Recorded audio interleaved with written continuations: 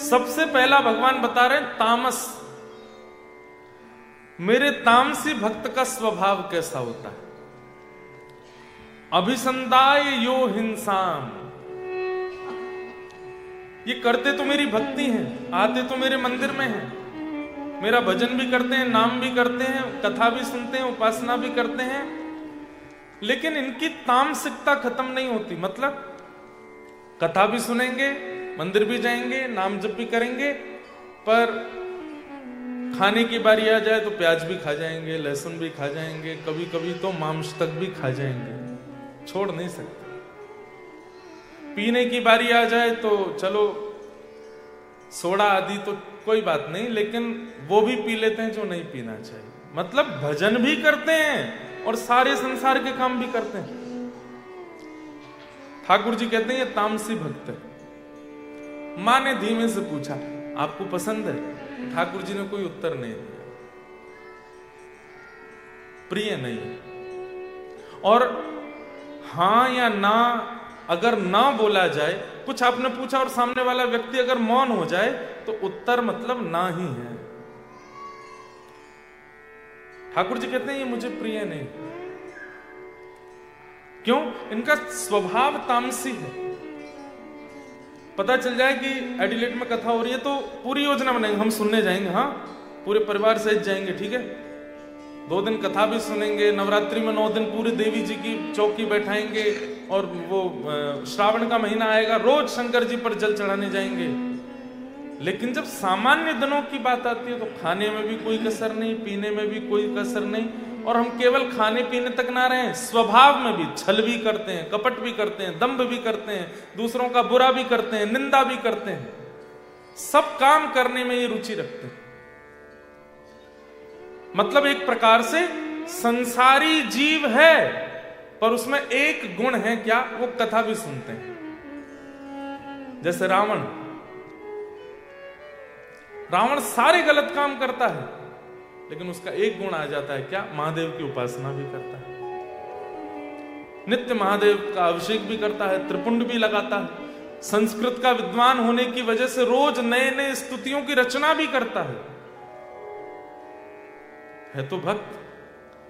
यस्यास्त्रे द्राट द्राट डुट डुट ममलम टम टम टम टम टम डम शम डुडम शम डुहि डुहि चकितम भूपके भूपनालम तैलम तैलम तो तैलम खुकु खुकु खुकु ख्वांग ख्वांग ख्वांग ख्वांग ख्वांग ध्यायन्ते यस्य गान्ते वचसित सकलम पातु नो चंद्रचूड। अब सुन करके क्या लगा? कितनी अद्भुत स्तुति है, शंकर जी का श्लोक है। रचनाकार कौन है? दशानन रावण। तो जो लोग उस समय में ये स्तुतियां सुनते थे,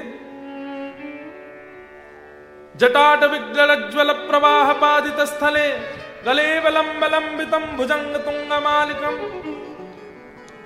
जब ये स्तुतियां सुनते थे तो लोगों के मन में एक इच्छा प्रकट होती, कौन है ये, किसने लिखी है? बोले रावण। अच्छा, लेकिन जब पता चला असलियत का तो भजन भी करता है, महादेव की उपासना भी करता है, जल भी चढ़ाता है, नित्य कैलाश दर्शन करने जाता है महादेव का। लेकिन ना तो व्यवहार में परिवर्तन, ना स्वभाव में परिवर्तन, ना भोजन पानी में परिवर्तन, ना अपनी क्रिया में परिवर्तन। ये तामसी भक्त है। और तामसी भक्त का क्या गति होती है? नाश। जो भगवान गीता में कहते हैं न मे भक्त्या प्रणश्यति, मैं अपने भक्त का पतन नहीं होने देता, तामसी भक्तों के साथ ये चीज लागू नहीं होती, इनका पतन होता है। ये नाम गाते हैं, भजन करते हैं, तो भी इनका पतन होता है। बहुत ध्यान से सुनिए सब लोग, क्योंकि आप ऐसे देश में रहते हैं जहां तामसिक बनने में बहुत सरलता है, जहां तामसी बनना बहुत इजी है। ये भोग देश है, यहां भोग भोगना बहुत आसान है। आंखों की इच्छा, कानों की इच्छा, हाथों की इच्छा, पैरों की इच्छा, जीव की इच्छा, त्वचा की इच्छा पूरी करने में यहां बहुत प्रयत्न नहीं करना पड़ता, बहुत जल्दी पूरी हो जाती है। इसलिए यहां सावधान। मैं कभी कभी मेरे मन में आता है कि भारत में रहने वाले व्यक्ति को इतने परिश्रम की आवश्यकता नहीं है, पर यहां रहने वाले व्यक्ति की तो कठोर परीक्षा होती है। क्यों? उसके सामने भोग वस्तु खुले में रखी है, भोग लो। लेकिन यहां रह करके कि भी यदि किसी ने अपने ऊपर संयम कर लिया तो शायद भारत में भजन करने वाले से पहले ठाकुर जी मिल जाएंगे उसको, कि तुमने भोग देश में रह करके भी। अब भारत में भी वैसे कोई कमी तो रह नहीं गई है, सब कुछ हो रहा है वहां भी, और इतना खतरनाक हो रहा है कि समझ नहीं आ रहा क्या हो रहा है। तो तामसी भक्त का भगवान लक्षण बताते हुए कह रहे हैं, इनके अंदर हिंसा की भावना रहती है। मतलब विशेष रूप से आगे वाले नीचे वाले, ऊपर तो मेरी आंखें कम जा रही है, आप लोग तो यहीं देखते रहो, हिलना भी नहीं, हाँ सुनते रहो। 2 ही दिन है आपके पास, इसलिए गवाना नहीं। इनके अंदर हिंसा की भावना रहती है। भजन करने से, कथा सुनने से, नियम करने से, नाम करने से व्यक्ति का स्वभाव बदलना चाहिए, लेकिन इनके मन में हिंसा की भावना रहती ही रहती है। जरा सी कोई बात हो जाए तो ये लड़ने पर आतुर हो जाते हैं और अपने आप को भक्त कहते हैं। माथे पर तिलक लगाते हैं, कंठी माला रखते हैं, एकादशी का व्रत करते हैं, और जैसे ही कोई माहौल हुआ लड़ाई झगड़े वाला तो तुरंत लड़ने भी लगते हैं। ठाकुर जी कहते हैं तामसी भक्त,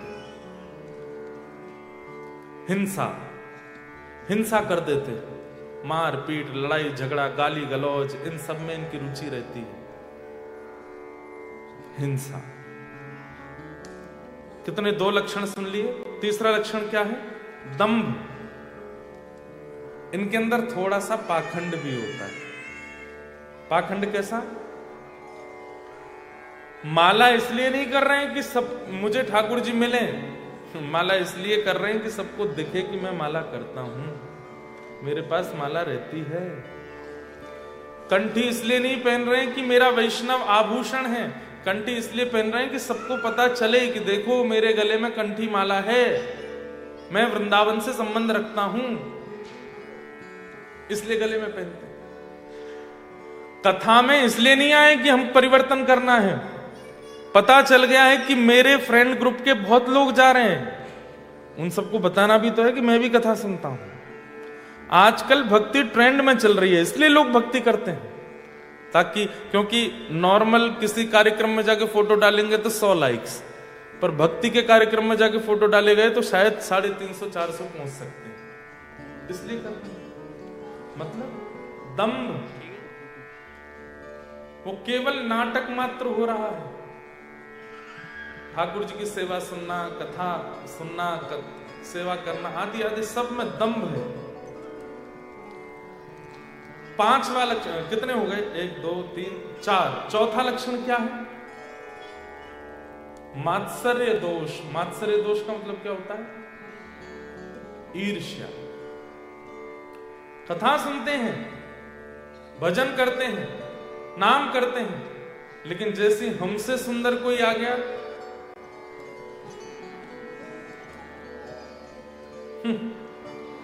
इतना पाउडर लगा के आया मुंह पे, ऐसा बन के आया, ईर्ष्या। कथा सुनते हैं, भजन करते हैं, कीर्तन करते हैं, लेकिन कोई हमसे ज्यादा बढ़िया वाली गाड़ी में आ जाए, सब पता मुझे रेंट पे ले रखी है, कुछ दिन का रेंट बस दिखा, शो ऑफ कर रहा है सब जगह, ईर्ष्या। अच्छा एक बात कहूं बंधुओं, हमारे अंदर यदि काम है तो काम दोष के साथ में भगवत मिलन हो सकता है, ठाकुर जी कभी ना कभी मिल सकते हैं। क्रोध दोष के साथ भी भगवत मिलन हो सकता है। कोई भी दोष संसार का यदि हमारे अंदर है तो वह ठाकुर जी नजरअंदाज करके हमें मिल सकते हैं, लेकिन एक ईर्ष्या का दोष ऐसा है जिसको ठाकुर जी नजरअंदाज नहीं कर पाए। ईर्ष्यालु व्यक्ति को भगवत प्राप्ति नहीं होती, ईर्ष्यालु व्यक्ति को भगवत दर्शन नहीं होता। इसलिए ईर्ष्या पर तो बहुत ज्यादा ध्यान दी। और एक बात कह दूं, इस पंडाल इस हॉल में बैठे हुए भी 90% लोगों में ईर्ष्या है। हमसे श्रेष्ठ, हमसे ज्यादा अच्छा, हमसे उपलब्धि ज्यादा कोई प्राप्त करता है, परेशानी होती है हमको। और ये एक ऐसा दोष है, अगर ये दोष किसी व्यक्ति के अंदर आ रहा है बार बार, तो इसका मतलब क्या है, अभी संसार से छुट्टी नहीं मिलने वाली, अभी बहुत जन्म लेने पड़ेंगे उसको। लेकिन दुनिया का कोई व्यक्ति कितनी भी बड़ी उपलब्धि प्राप्त कर ले, आपसे आगे निकल जाए, आपको दबा के निकल जाए, लेकिन तब भी आपके चित्त में उसके प्रति ईर्ष्या नहीं आती है, तो ये समझ लेना, ये अंतिम जन्म है, बस खत्म खेल, अब इसके बाद दुनिया में आना नहीं पड़ेगा, पुनर्जन्म नहीं। ईर्ष्या की मात्रा कितनी है यह भी बताती है कि संसार में अभी आपका कितना भाव बाकी है। ईर्ष्या किसको होती है? आत्मा को होती है, हमारे चित्त को होती है, हमारे मन को होती है। इसका मतलब अभी उसको और यश चाहिए संसार में, उसको और धन चाहिए, उसको और सुंदरता चाहिए, उसको और ज्यादा ख्याति चाहिए, उसको और ज्यादा उपलब्धियां चाहिए, जन्म होगा उसका। लेकिन कोई व्यक्ति शांत हो जाए, प्रशांत हो जाए, कोई कुछ भी करे, उसके चित्त को ईर्ष्या नहीं होती। ठाकुर जी और उपलब्धि दीजिए, और आगे बढ़ाइए, सबको और सुंदर बनाइए, और श्रेष्ठ करिए, ऐसी भावना यदि किसी की है तो ये उसका अंतिम जन्म मानिए। अच्छा, एक जगह मैं कहीं किन्हीं महापुरुष से सुन रहा था कि संसार में जितने भी गुण हैं, संसार में जितने भी गुण हैं, यदि वो गुण किसी व्यक्ति में एक साथ दिखने लग जाए, सरलता, सौम्यता, निष्कपटता, निश्चलता, समझ जाना चाहिए उसका अंतिम जन्म।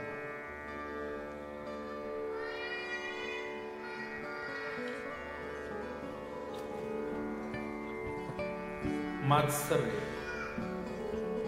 इस दोष से बचिए। तो भगवान कह रहे हैं तामसी भक्तों में पहला लक्षण क्या है? ये कथा भी सुनते हैं, कीर्तन भी करते हैं, नाम जप भी करते हैं और सारे गलत काम भी करते हैं। दूसरा, इनके अंदर हिंसा की भावना बहुत ज्यादा होती है, लड़ाई झगड़ा, मारपीट करने के लिए सदैव तैयार रहते हैं। तीसरा लक्षण, दंभ, पाखंड ज्यादा करते हैं, भजन कम करते हैं। चौथा, ईर्ष्या की भावना में सदा संलिप्त रहते हैं, मात्सर्य दोष से युक्त रहते हैं। संरंभी भिन्नक भावम मयि कुर्यात् सतामस। इस प्रकार से भजन करने वाले लोगों को मैं तामसी भक्त कहता हूं। मां, ये मुझे प्रिय नहीं, ये मुझे अच्छे नहीं लगते।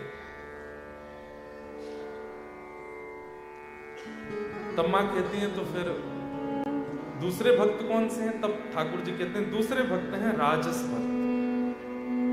आप कौन से हैं? देखो, व्यक्ति सब जानते हैं कि मेरे अंदर क्या गुण है, क्या अवगुण है, मैं कैसा हूं, ये सबको पता है। इसलिए जो जो लक्षण यहां बताए जा रहे हैं, अगर किंचित भी वो लक्षण आपके अंदर है तो स्वयं स्वीकार कर लेना कि हाँ, मैं ये वाला हूं। अगर तामसी लक्षण है, किसी को बताइए मत, पर स्वीकार तो कर ही लीजिएगा यहाँ पे कि हाँ, ये मुझ में है। दूसरा लक्षण क्या है? राजस भक्त। विषयान विसंधाय यश ऐश्वर्यमेव वा अर्चादावर्चयद्युमा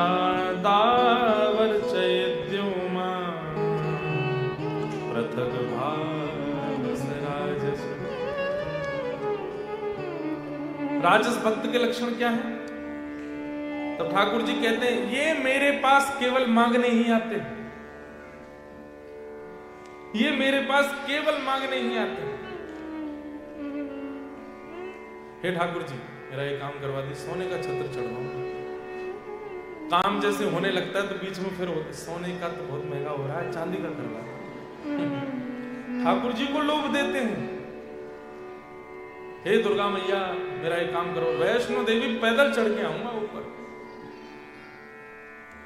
लोभ दे रहे ठाकुर जी को। जैसे कोई राजनेता को लोभ देता है कि हमारे यहाँ का ये काम करवा दीजिए, हम आपका ये काम करवा देंगे, हम आपको ये करवा देंगे, हम आपको वोट दिलवा देंगे। अरे आप ठाकुर जी से डील कर रहे हो, ये राजस भक्त है जो केवल विषय के लिए ठाकुर जी से पार्टनरशिप करने लगता है, बिजनेस पार्टनरशिप हो रही है। हे महादेव, मेलबर्न वाली से मेरा ब्याह करा दे कैसे। उसके अलावा कोई है नहीं इस संसार में जिसके संग में रह सकूं, आप एक मेरा ये काम करा दीजिए। हे महादेव, आप ही कर सकते हैं। हनुमान चालीसा का पाठ कर रहे हैं दिन रात, कैसे भी हमारा ब्याह करा। हनुमान चालीसा कहेंगे, हनुमान जी महाराज कहेंगे मैं स्वयं ब्रह्मचारी हूं भाई। मतलब विषयों के लिए ठाकुर जी की आराधना करने वाला व्यक्ति। अभी आप सब लोग तो ऑस्ट्रेलिया में हैं, कई लोगों के वीजा नहीं होते, कई लोगों के रिजेक्ट हो जाते हैं। तो भारत में ऐसे कई मंदिर हैं, वीजा वाला मंदिर, वहां पर जाके ना मान दो वीजा लग जाता है। एक पंजाब में कोई स्थान है, वहां पर जाके हवाई जहाज का टॉय अर्पित कर दो तो यूएस का वीजा हो जाता है। ठीक है, मैं किसी स्थान की निंदा नहीं कर रहा हूं, लेकिन हम लोग कभी निस्वार्थ क्यों नहीं बन पाते ठाकुर जी के लिए? एक स्वार्थ क्यों बना रहता है चित्त में? तो भगवान कह रहे हैं विषयों के लिए जिसको मेरी याद आती, वैसे मेरे को कभी याद नहीं करता, मेरी कभी उसको स्मृति नहीं होती, मैं हूं भी इस पर भी उसको संशय होता रहता, भगवान कुछ है क्या? लेकिन जैसे ही जीवन में अभाव आता है उसको याद आने लगता है, हे भगवान, हे प्रभु, कहां राम कृष्ण जगन्नाथ, कहां होना? ठाकुर जी कहते क्यों पुकार रहे हो, ये काम मेरा करवा दीजिए। आप लोग कभी विचार नहीं करते क्या भगवान ने इसलिए दुनिया बनाई है कि हम लोगों को जन्म दें और फिर जब हमारे काम अटके तो उनसे काम करवाएं, उनका भजन करें। मैं अभी मेलबर्न में भी इस बात को कोट करके आया था कि हम सब उनसे बिछड़ गए हैं और अपने कर्म बंधनों में बंध गए यहां आकर के, पुनः उन्हीं के पास जाना है, इसलिए हम आए हैं इस संसार।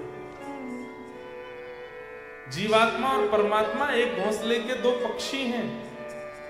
जीवात्मा रूपी पक्षी संसार को देख के कहता है, अभी मैं कल होबार्ट से ड्राइव करके कौन सी जगह गए थे, लॉन्चेस्टर तस्मानिया में, उसको बोलते हैं कि ऑस्ट्रेलिया की सबसे बढ़िया ड्राइव। हम खुद चला के ले गए गाड़ी, सब देख के आए, अच्छा था, क्या बढ़िया पहाड़ थे, क्या बढ़िया नदियां थी, क्या सरोवर थे। एक बात कहूं, पहाड़ तो हैं आपके ऑस्ट्रेलिया में, पर इन पहाड़ों पर बद्री विशाल और केदारनाथ नहीं। नदियां तो हैं पर गंगा यमुना जैसी आचमन करने वाली नदियां नहीं। लोग तो हैं पर उन लोगों के चित्त में श्री किशोरी जी नहीं। वन तो हैं पर वृंदावन नहीं। सब कुछ है लेकिन फिर भी बहुत कुछ सीखना है भारतीय लोगों को। हमारे पास अमृत जैसी वस्तुएं हैं लेकिन हमने उनके स्तर को बहुत सामान्य कर दिया। और उसके पीछे कारण भी है कि भारत का सबसे बड़ा जो मुझे लगता है कि एक थोड़ी सी कमी जो रह रही है वो ये क्षेत्रफल छोटा है, जनसंख्या बहुत ज्यादा है। आपका ऑस्ट्रेलिया इतना बड़ा है, जनसंख्या तो ऐसी है, कितनी है टोटल कितनी है पूरे ऑस्ट्रेलिया की? हैं? दिल्ली से कम है। हम तो सोचे यूपी के आसपास कुछ होगा। और सोचो भारत से 3 टाइम बड़ा है ऑस्ट्रेलिया, हाँ 7 टाइम्स बड़ा है, लो और ज्यादा। और जनसंख्या दिल्ली से भी कम। भारत में इसलिए थोड़ी अव्यवस्थाएं थोड़ी ज्यादा हो जाती हैं क्योंकि वहां पर जनसंख्या बहुत ज्यादा है, संभाल पाना बहुत मुश्किल है। नहीं तो भारत का रख रखाव ऐसा होना चाहिए जैसे यहाँ का। एक चीज का अंतर और है, भारत में पवित्रता बहुत है, स्वच्छता नहीं। पर यहां पर स्वच्छता बहुत है, पवित्रता नहीं। यहां पर स्वच्छता तो बहुत है, व्यक्ति आपको ऐसा लगेगा आहा क्या बढ़िया कोट पहन के आया है, क्या शूज कितने बढ़िया है इसके, गाड़ी कौन सी बढ़िया लग्जरी कार में से उतरा। बोलोगे had you bath today? No, it's a winter season. We only bath twice a week. हफ्ते में 2 ही बार नहाते हैं। कहो तो जिस हाथ से खा रहे हैं उसी से आपको परोस भी देंगे। यहां पर पवित्रता नहीं है पर स्वच्छता बहुत है। हमारे भारत में स्वच्छता का अभाव हो गया, पवित्रता बहुत है। पवित्रता ऐसी कि काशी विश्वनाथ मंदिर जाएंगे, ऊपर हाथ रख के लेके जाएंगे, इसमें गंगा जल, इसमें माला, कोई छुप ना जाए। पवित्रता खूब, स्वच्छता स्वच्छता लाने की आवश्यकता है भारत में। गंगा यमुना जी की ऐसी स्थिति कर दी है, कभी कभी हृदय बहुत रोता है।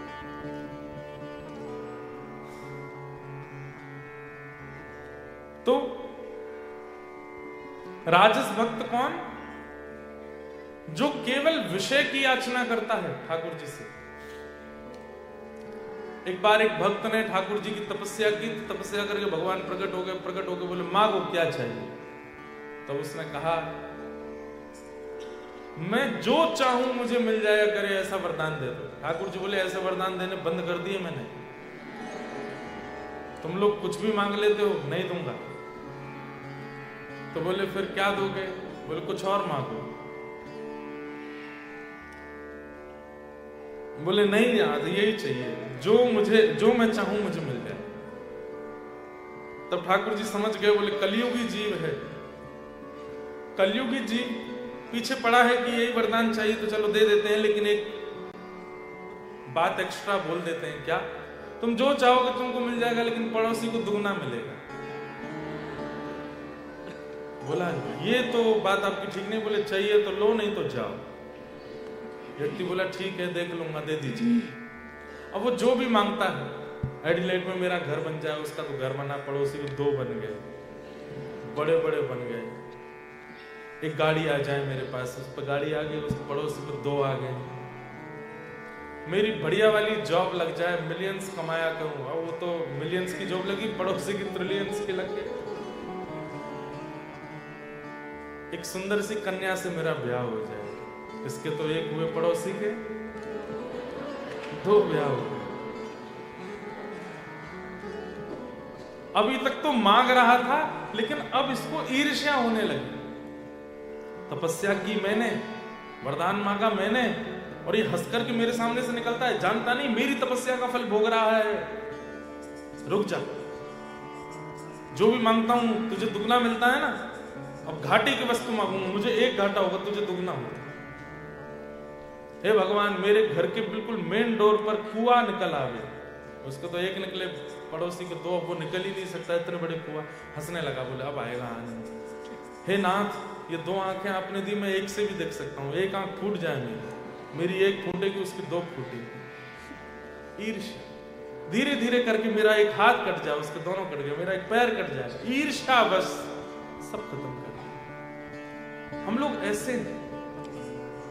इसलिए भैया प्रार्थना ईर्ष्या है, भजन करके सबसे पहले ईर्ष्या को दूर कीजिए कि ये दोष मेरे चित्त से जाए, ये दोष मेरे अंदर से निकले। आपसे भी कई लोग ईर्ष्या करते होंगे, भारत में जिनके साथ आप आना चाहते थे वो तो रह गए वहीं पे, आप आ गए, या साथ में आए थे आप, यहाँ सेटल हो गए, उनको वापस जाना पड़ा, तो वो भी आपसे ईर्ष्या करते हो।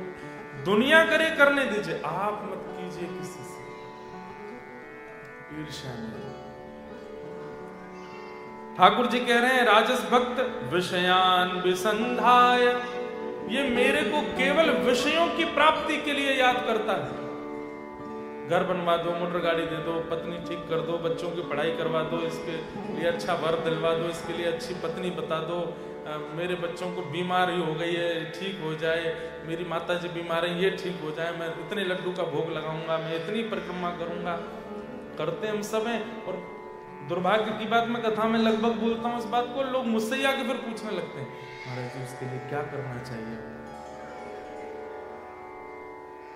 भाग्य से ज्यादा समय से पहले नहीं मिलेगा। क्यों इतना हम लोग हाथ पैर फेंकते हैं? सीधा सीधा हरिनाम कीजिए, भजन कीजिए, ठाकुर जी का सिंपल सीधा नाम उच्चारण कीजिए। जो प्राप्त होकर के आपका भला होगा वो मिल ही जाएगा, और जो प्राप्त नहीं होना होगा वो चला जाएगा। दूसरा, ऐसे भक्त केवल यश की प्राप्ति के लिए मेरी आराधना करते हैं। यश मतलब सब जगह मेरा नाम। ऐश्वर्य की प्राप्ति के लिए मेरी आराधना करते हैं। यश ऐश्वर्य में वा अर्चा दावर चयेद्यो माम, ये सुनने वाली बात। ऐसे लोग केवल मेरी मूर्ति में निष्ठा रखते हैं।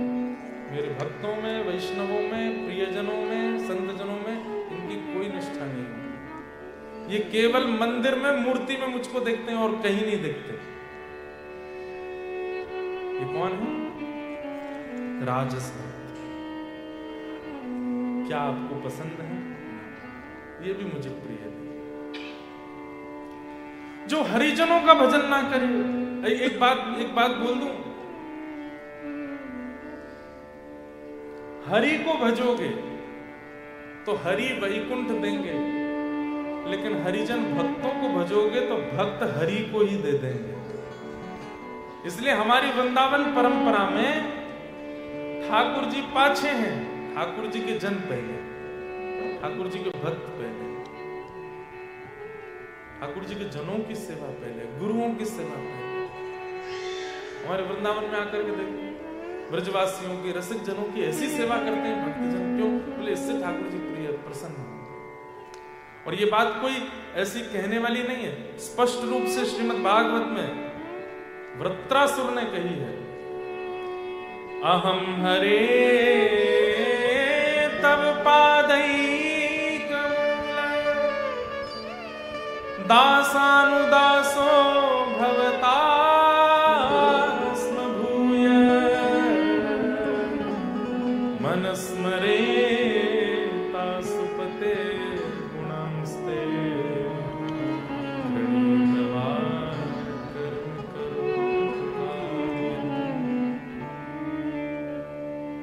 हे नाथ मेरे ऊपर एक कृपा कीजिए। भगवान बोले क्या चाहिए वृत्रासुर? बोले दासान उदासो भवतास्म भूय, आपके दासों के दासों का दास मुझे बना दीजिए। ठाकुर जी बोले मुझे नहीं मांगा तूने, तू मुझे नहीं मांग रहा, दासों के दास क्यों? तो वृत्रासुर कहता है, बोले नाथ मैं आपको बहुत प्रसन्न करना चाहता हूं। यदि मैं सीधे आपके चरण पकड़ूंगा तो आप केवल प्रसन्न होते हैं, लेकिन जब दासों के दासों का चरण पकड़ता हूं तो आप बहुत प्रसन्न होते हैं। ठाकुर जी बोले प्रूव करके दिखाओ। बोले गजेंद्र ने आपको बुलाया था, जब मगरमच्छ ने उसका पैर पकड़ा था तब गजेंद्र आपको बुला रहा था, नारायण खिलगुरो भगवान नमस्ते। लेकिन हंस पर बैठ करके जब आप आए हैं, गरुड़ पर बैठ करके जब आप आए हैं, आपने अपने सुदर्शन चक्र से उस गजेंद्र की रक्षा बाद में की, उसके चरणों को मुख में लेके बैठा हुआ वो मगरमच्छ, उसका उद्धार पहले किया। दासान दासो भवतास्म भूय, उद्धार पहले गजेंद्र का होना चाहिए था, पर गजेंद्र से पहले ग्राह का। अरे पुत्र के जन्म होने पर पिता खुश होता है, लेकिन कुछ साल बाद जब पुत्र का पुत्र जन्म लेता है तब तो पिता नाचने लगता है। तो नाथ इसीलिए मैं आपका नहीं, दासानुदासो भवतास, ठाकुर जी ने हृदय से लगा लिया वृत्रासुर। इसलिए हम हनुमान जी की आराधना करते हैं। क्यों? क्योंकि हनुमान जी राम जी के दास हैं, हम हनुमान जी के दास हैं, तो दासानुदास। हम मीराबाई का चरित्र सुनते हैं, हम सूरदास जी की आराधना करते हैं, हम भक्तों गोस्वामी तुलसीदास जी का चरित्र सुनते हैं, कबीर दास की बातें मानते हैं। क्यों? दासानुदास। ये सीधे ठाकुर जी को प्राप्त कर चुके हैं, हम इनको प्राप्त कर लें, उससे हमारा कल्याण। हम हितरवंश महाप्रभु को प्रणाम करते हैं, हम स्वामी श्री हरदास जी को प्रणाम करते हैं, हम श्रीमद रामानुजाचार्य जी को प्रणाम करते हैं, हम रामानंदाचार्य जी को प्रणाम करते हैं, हम श्रीमद वल्लभाचार्य जी को प्रणाम करते हैं। क्यों? प्रणाम से ठाकुर जी, ये इनको प्रणाम करेंगे, ये हमें योग्य बनाएंगे कि हम ठाकुर जी को प्राप्त करें।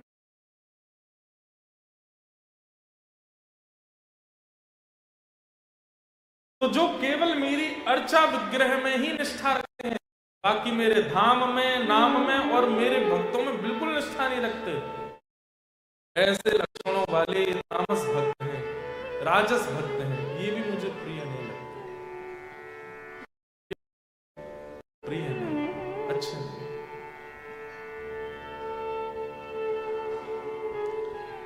तब मैया ने कहा तो फिर तीसरे भक्त कौन है? तब भगवान कहते हैं सात्विक भक्त। तो सात्विक भक्त के लक्षण क्या है? तो कर्म निर्हारम उद्दिश्य परस्मिन् वा तदर्पणम् यज्ञेदष्टव्यमिति वा पृथक् भावः। ये कथा वैसे तो मैं चाहता तो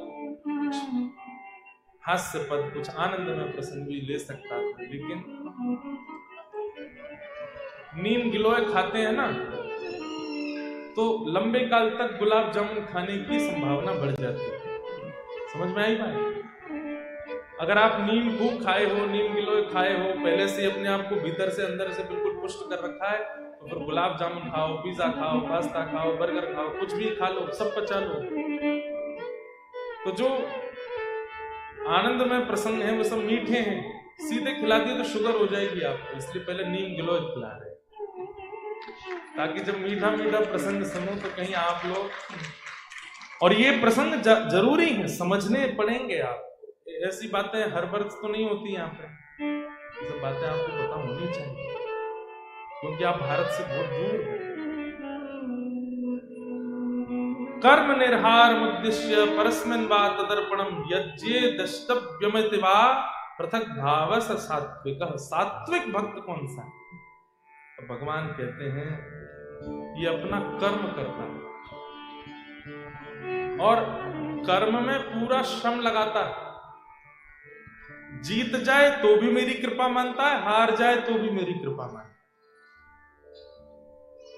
जीत जाए तो कहता ठाकुर जी थैंक यू, हार जाए तो कहता कोई बात नहीं, ये दुनिया का अंत नहीं है, फिर प्रयास करके कुछ और हासिल करना। कर्म निर्हार उद्देश्य परस्मिन् वा तदर्पणम्, ये जो कुछ भी करता है सब मुझे अर्पित करता रहता है। मेरा आपकी कृपा से सब काम करते हो तुम कन्हैया, करते हो तुम कन्हैया, मेरा नाम हो रहा है, कृपा से सब काम हो रहा है।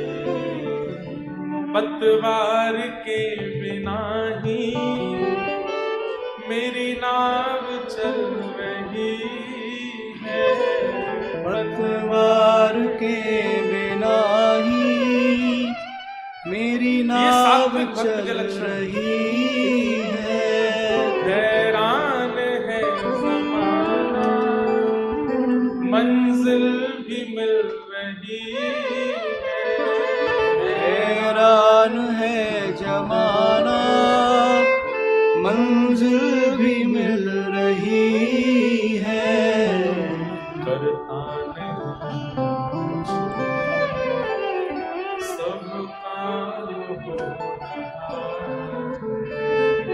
करता नहीं मैं कुछ भी, सब काम हो रहा। क्यों? करते हो तुम कन्हैया, करते हो तुम कन्हैया, मेरा नाम हो रहा, की कृपा से सब सब काम हो रहा है। मेरा आपकी कृपा से सब काम हो रहा है। सब कुछ हो रहा है और सबको करने में कृपा ठाकुर जी की मानता है। मैं नहीं था सामर्थ्य कि मैं ऑस्ट्रेलिया आ सकता, मैं घर बना सकता, अपने बच्चों को पढ़ा सकता, सब ठाकुर जी ने कराया। और इतनी दूर आने के बाद में मैं ठाकुर जी को नहीं भूला, वृंदावन को नहीं भूला, ब्रज को नहीं भूला, ब्रजवासियों को नहीं भूला। आज भी याद आती है। कोई वृंदावन का नाम बोल देता है तो बस मन व्याकुल हो जाता है।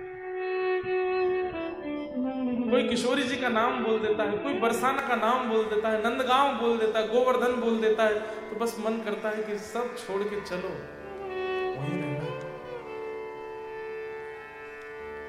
ऐसी स्थिति बनी है तो समझो भगवत कृपा है आपके ऊपर कि सारी चकाचौंध देखने के बाद भी, सब कुछ प्राप्त करने के बाद भी आप दीन हो, आप झुके हुए, आप सरल हो, अहम स्पर्श नहीं करता आपका। कभी मान या अभिमान से आपका सीना फैलता नहीं, किसी को बताने की इच्छा नहीं होती कि मुझ पर ये है, मैंने ऐसा किया। मौन रहने का मन होता है तो समझो भगवत कृपा है आपकी। कई लोग होते हैं अगर हमने नहीं पूछा तो वो जानबूझ के बताते हैं कि हमारे पास ये भी है, हम ऐसा भी करते हैं, ये वाला भी बात है, ये भी है, ये भी है। क्यों? और कई लोग हैं अत्यंत योग्य होते हुए भी मौन बैठे रहते हैं, कुछ नहीं बताते।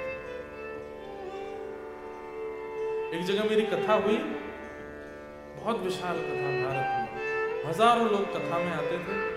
पूरी कथा में आने वाले सब श्रोताओं की भोजन की व्यवस्था, कथा कराना, कथा सुनना, ये सब तो चलो खर्चा होता ही है, पर सोचिए 35,000 आदमी भोजन कर रहा है, 40,000 आदमी भोजन कर रहा है।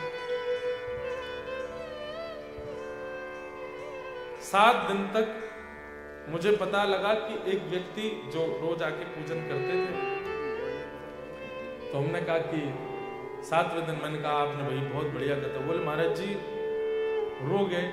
बोले मैं तो कंपनी का मैनेजर हूँ, मालिक साहब तो मैं पीछे बैठ के कथा सुनता, मुझे ही यजमान बना दिया ताकि वो दिखे नहीं किसी कर, तो वही रहे। मन में इतनी सात्विक भावना उनके लिए आई ना कि इतना सब कुछ करने के बाद भी पीछे रखने की इच्छा हो। क्यों? क्योंकि मैं कर ही नहीं रहा हूं, सब ठाकुर जी कर रहे हैं। ये सात्विक भक्त का लक्ष्य है। बड़ी से बड़ी क्रियाएं करने के बाद भी, बड़ी से बड़ी योग्य सफलताएं प्राप्त करने के बाद भी अत्यंत दीन बना रहता है। अत्यंत दीनता, अत्यंत शांति, अत्यंत मौन की स्थिति में रहता है। भगवान कहते हैं वो सात्विक भक्त है। क्यों? क्योंकि वो ये विश्वास कर चुका है कि मैंने किया ही नहीं, ठाकुर जी ने किया। ये मुझसे अच्छा एक बात बोलूं, ऐसे बोलने वाले लोग बहुत मिलेंगे आपको। जैसे आपने किसी घर, क्या आप बढ़िया घर बनाया आपने, सब ठाकुर जी की कृपा है। बोलने वाले तो बहुत मिलेंगे, आपकी पत्नी बहुत अच्छी है, सब ठाकुर जी ने मिलाई है जोड़ी। तो आपके बच्चे बड़े योग्य हैं, भगवान की कृपा है भैया, हमारा तो कुछ नहीं, सब भगवान की कृपा है। ऐसे बोलने वाले बहुत मिलते हैं, पर ये सब बोलने वाले नहीं, मानने वाले वो सात्विक है। घर बहुत बढ़िया बनाया, ठाकुर जी कृपा। ठाकुर जी अगर प्रकट हो गए कहने ला बेटा ला चाबी दे दे, जा तू, मेरे कृपा से मतलब मेरा घर है, ला। हर परिस्थिति में ठाकुर जी ऐसे सात्विक। माँ ने पूछा ये आपको पसंद है?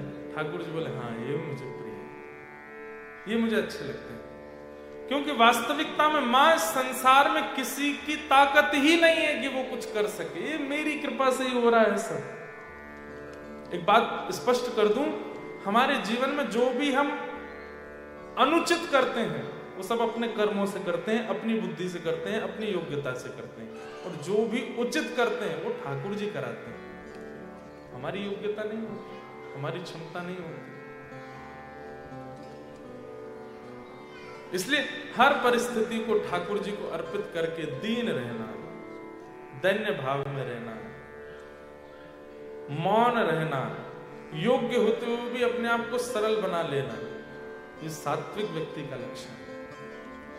जैसे कई ऐसा होता है कि हमारे ब्राह्मण कुल में या हमारी व्यास परंपरा में कोई बहुत विद्वान होता है ना, तो विद्वानों जैसा गेटअप रख लेता है, यहां से यहां तक बड़े बड़े चंदन लगा लेंगे, जटा वटा बना लेंगे, यहाँ पे इनमें सब में कुछ पहन लेंगे, चलेंगे तो एक आदमी पीछे डंडे लेके चलेगा, छत्र चमर आदि, वो ठीक है। शंकराचार्य आदि महापुरुष तो उनके साथ तो रहता ही है, उनका तो वो प्रोटोकॉल है, पर कई लोग जबरदस्ती बनाए रखते हैं ताकि उनके चाल चलन से लगता है कि भाई ये कुछ हैं। ऐसे ही कोई बहुत धनवान होता है तो वो भी शो ऑफ में लगा रहता है, कुछ ना कुछ दिखाना, कैसे भी बताना कि मैं धनवान हूं, मेरे बिना बोले इनको पता चल जाए कि मैं धनवान हूं। ये सब सात्विक व्यक्ति का लक्षण नहीं होगा। सात्विक कैसा होता है? अति दीन, अति शांत, कोने में बैठा होगा चुपचाप। हनुमान जी के विषय में आता है, यत्र यत्र रघुनाथ कीर्तनम तत्र तत्र कृतमस्तकांजलिं बाष्पवारि परिपूर्णलोचनं मारुतिं नमत राक्षसान्तकम्। जहां जहां ठाकुर जी की कथा होती है, हनुमान जी निश्चित आते हैं, यहां भी आए हैं, मुझे आपको नहीं पता, आए हैं। स्पष्ट लिखे, यत्र यत्र रघुनाथ कीर्तनम, जहां जहां राम जी की कथा, कृष्ण की कथा होती है, हनुमान जी जाते हैं, तत्र तत्र कृतमस्तकांजलि, हनुमान जी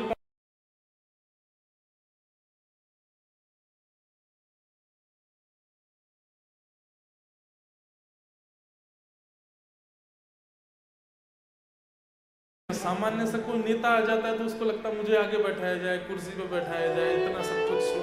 लेकिन हनुमान जी महाराज, चारों युग प्रताप तुम्हारा है, प्रसिद्ध जगत उजियारा, साधु संत के तुम रखवारे, असुर निकंदन नाम तुम्हारे। ऐसे हनुमान जी महाराज कथा में कैसे आते हैं? कोने में बैठते हैं, छुप करके बैठते हैं, चुप बैठते हैं और पूरी कथा में रोते ही रहते हैं। भक्तिमती मीरा भाई धनवान है, योग्य है, सर्वगुण संपन्न है, लेकिन कभी किसी कीर्तन में जाती हैं तो पीछे जाकर के बैठ जाती हैं और ऐसे करताल लेकर के बैठती हैं कि उनको देख के कोई कह ना सके कि एक राजघरानी की कन्या है।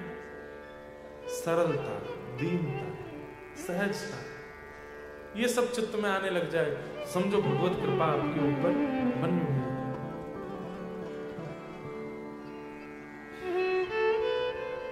एक हमारे ब्रज में एक संत हुए, उनका नाम था इंदु भूषण जी, इंदु भूषण बसु। 1922 में इनका प्राकट्य हुआ था, 1922, मतलब अभी कितने साल हो गए? 100 वर्ष हो गए 2022 में, और अभी 26 चल रहा है।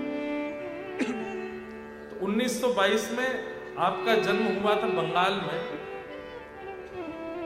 लेकिन इनके पिताजी रोज हर महीने वृंदावन आया करते थे और इनको भी लेके आते थे, बिहारी जी का दर्शन करते थे। बिहारी जी का दर्शन करके खूब आनंदित होते। इनके पिताजी भी परम वैष्णव भक्त थे, लेकिन बार बार वृंदावन जाते जाते जाते जाते जाते जाते प्रारंभिक स्थिति होती है कि आपने ठाकुर जी को देखा, लेकिन एक स्थिति आती है कि ठाकुर जी ने आपको देखा। आपने ठाकुर जी को देखा, दोनों में अंतर समझिएगा। आपने अगर ठाकुर जी को देखा तो आप वापस आने के लिए तैयार भी हो जाओगे, गाड़ी में भी बैठ जाओगे, एयरपोर्ट भी पहुंच जाओगे, फ्लाइट में बैठ के ऑस्ट्रेलिया वापस आ भी जाओगे। इसका मतलब आप देख के आए। लेकिन यदि ठाकुर जी ने आपको देखा होगा, ठाकुर जी की दृष्टि आप पर पड़ी होगी, तो गाड़ी में बैठने में भी हाथ पैर कांपेंगे। बार बार ठाकुर जी से कहोगे कुछ कर दो, बादल फाड़ दो, वर्षा कर दो, गड्ढे कर दो, दिल्ली ना पहुंच पाए हम, फ्लाइट छूट जाए हमारी। और ज्यों ज्यों वृंदावन से दूर जाओगे त्यों त्यों वेदना बढ़ती रहेगी।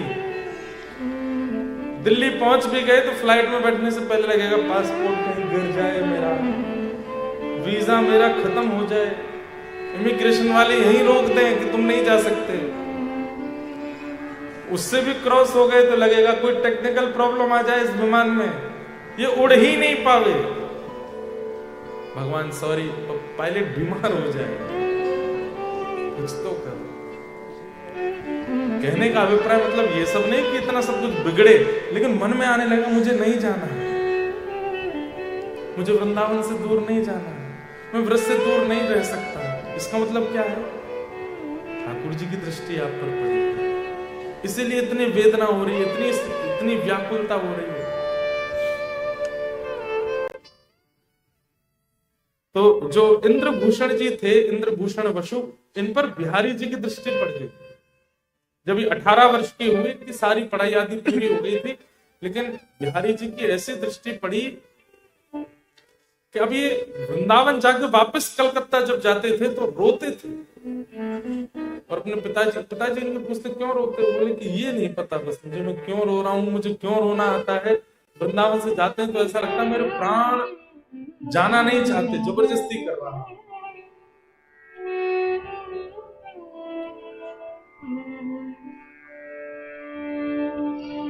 वृंदावन अद्भुत है।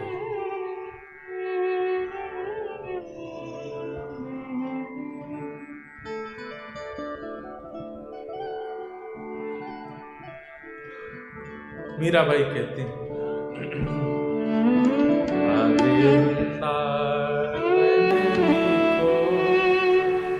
आली माने, आली मतलब सखी, गाना मीराबाई के साथ। लागे वृंदावन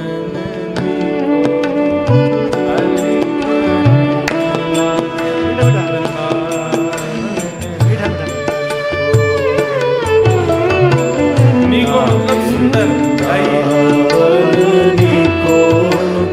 आली माने लागे वृंदावन नीको।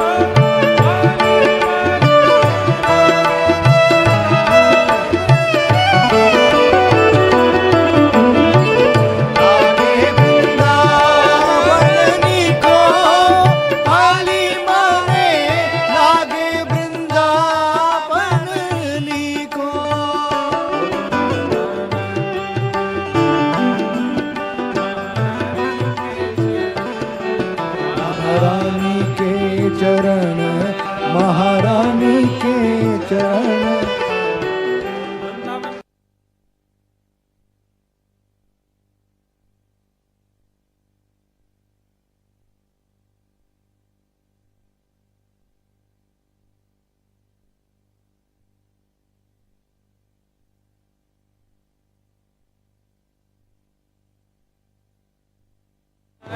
के चरण राधा रानी के चरण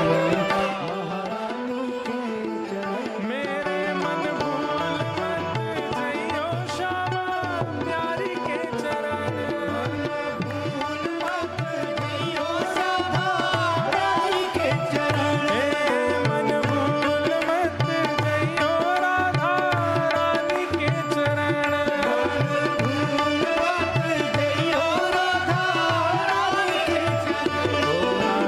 रानी के चरण महारानी के चरण राधा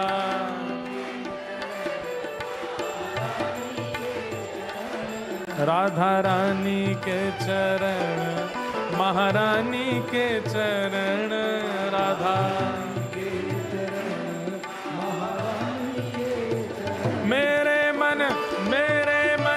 मेरे मन भूल मत जइयो राधा रानी के चरण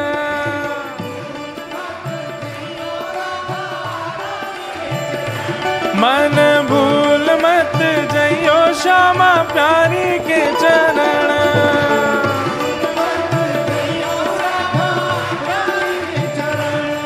जाकू श्याम उर हेर राधे राधे राधे टेर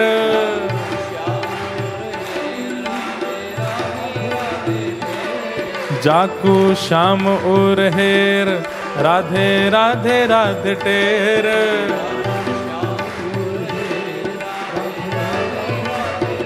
ओ बांसुरी में बेर बेर करे नाम से रमण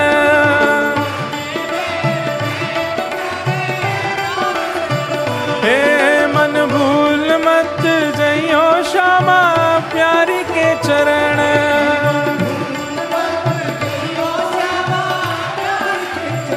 ओ जय राधे राधे श्री राधे राधे जय राधे राधे श्री राधे राधे जय राधे राधे श्री राधे राधे जय राधे राधे श्री राधे राधे वृषभानु दुलारी बरसाने वारी वृंदावन वारी कीरत सुत प्यारी जय राधे राधे श्री राधे राधे जय राधे राधे श्री राधे राधे जय राधे राधे श्री राधे राधे जय राधे राधे श्री राधे राधे जय राधे राधे श्री राधे राधे जय राधे राधे श्री राधे राधे जय जय श्री राम जय जय श्री राम जय जय श्री राम जल्दी से बैठ जाओ मन भूल मत जइयो राधा रानी के चरण मन भूल मत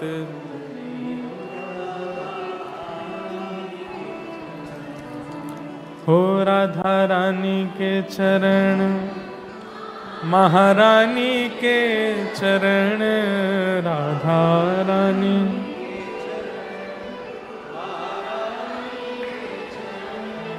हे मन भूल मत जइयो श्यामा, प्यारी के चरण मन भूल मत।